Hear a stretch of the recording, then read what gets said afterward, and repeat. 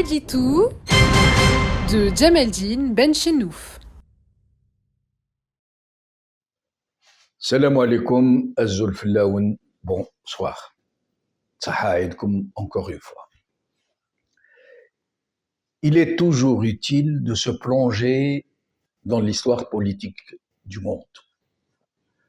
Les enseignements y fourmillent, qui tous nous apprennent que les systèmes politiques prédateurs ne naissent pas du néant, qu'une convergence de circonstances a conduit à leur émergence et qui n'ont pu se maintenir à la tête des nations qu'ils ont asservies que par des méthodes éprouvées, toujours les mêmes: la violence, le mensonge, la discorde au sein des populations, l'usage de forces mercenaires prélevées du sein même du peuple, et surtout, et ce sera notre sujet d'aujourd'hui, l'insémination d'une mauvaise conscience généralisée, qui consiste principalement à extirper par des moyens et d'autres les valeurs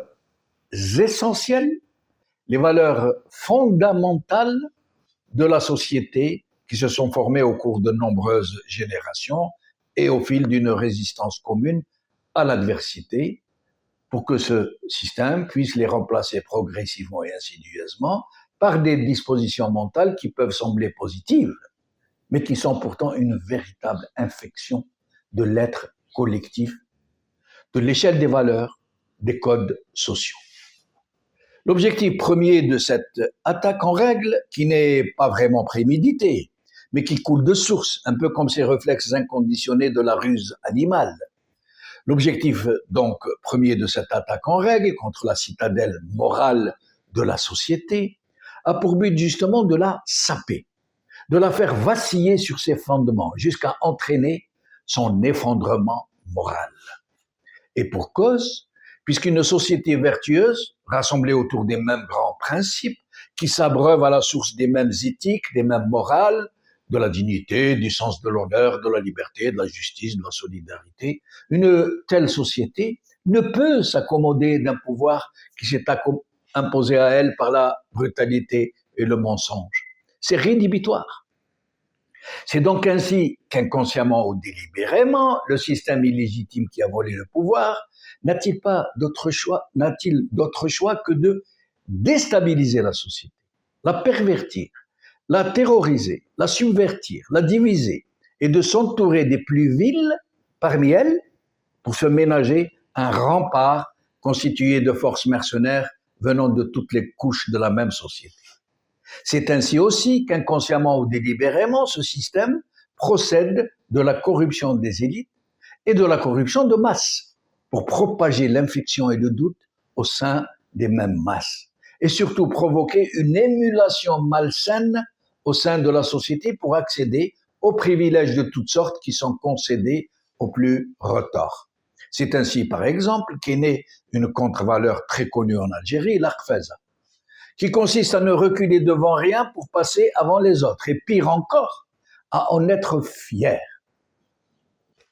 Ce système de compétition acharnée et d'allégeance inconditionnelle, qui a été inexorablement mis en place, permet ainsi à ce régime de jouer sur du velours, de semer la discorde au sein des multitudes, comme il dit, en les dressant les unes contre les autres, pour plus d'argent, pour un poste, pour un terrain à bâtir, pour une nomination dans une représentation à l'étranger, pour une ligne de crédit, pour les 1001 carottes qu'on leur agite sous le nez.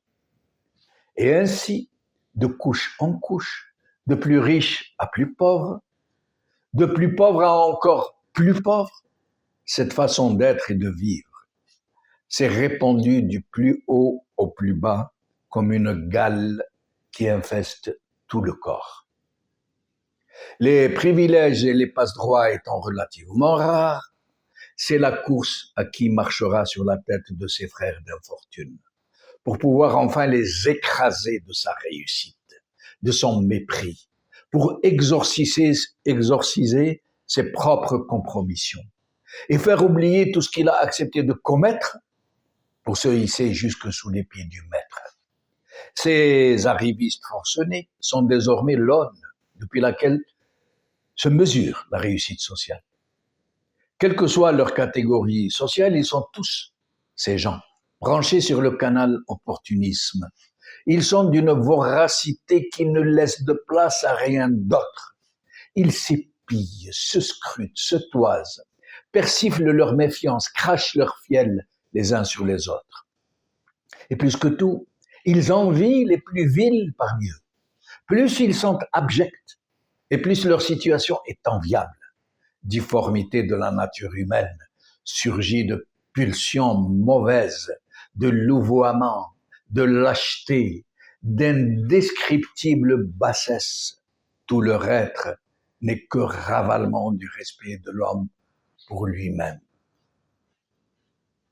Ils grognent leur instinct de survie animale et jettent des regards torves sur leurs comparses qui se bousculent à leur côté, à leur flanc, parce qu'ils savent qu'ils sont trop nombreux à se disputer la charogne.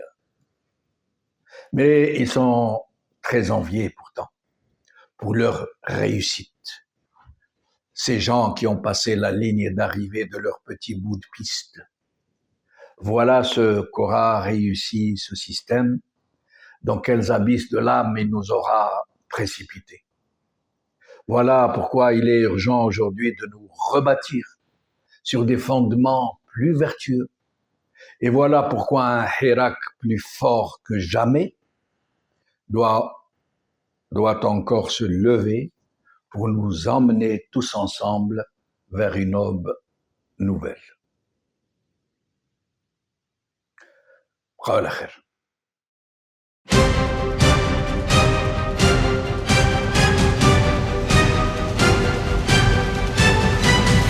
L'édito de Djemeldine Benchenouf.